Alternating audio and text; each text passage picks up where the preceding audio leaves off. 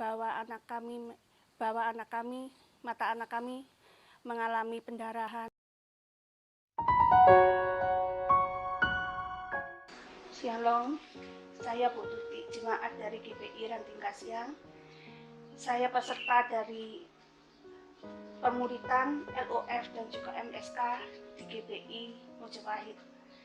Saya ingin menyaksikan cinta kasih Tuhan terhadap keluarga saya, terutama buat suami dan anak saya.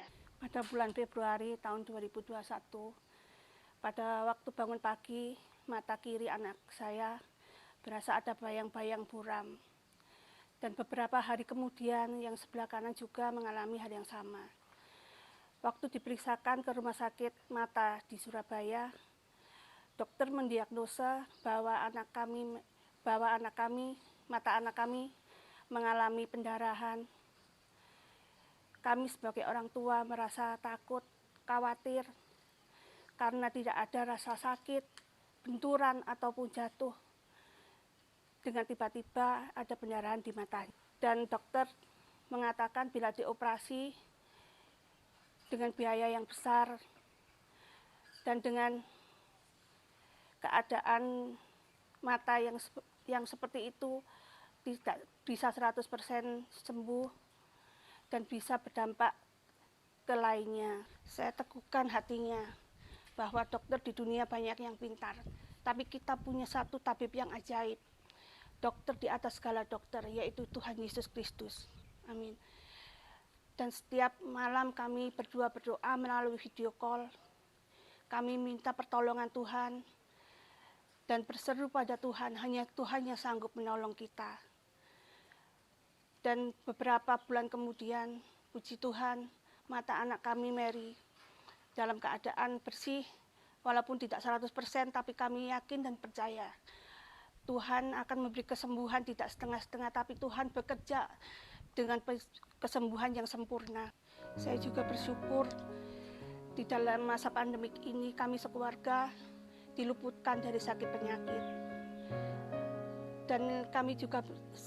Dan saya juga bersyukur bahwa Tuhan juga menjamah suami saya dengan tiba-tiba mengikuti ibadah di GPI Ranting.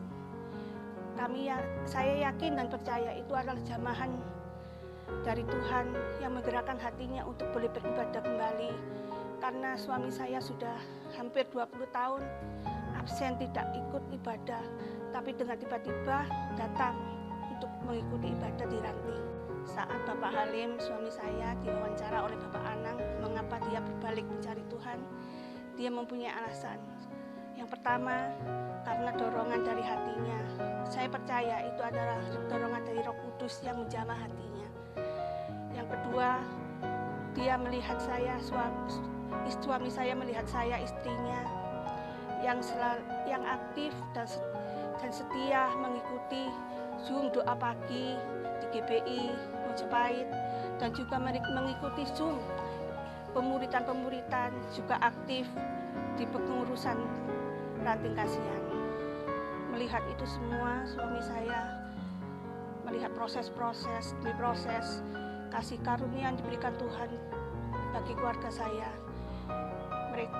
Suami saya berbalik, ikut beribadah kembali, digerakkan hatinya untuk boleh mencari Tuhan kembali. Saya bersyukur melihat keteguhan iman anak kami yang sudah bertunangan.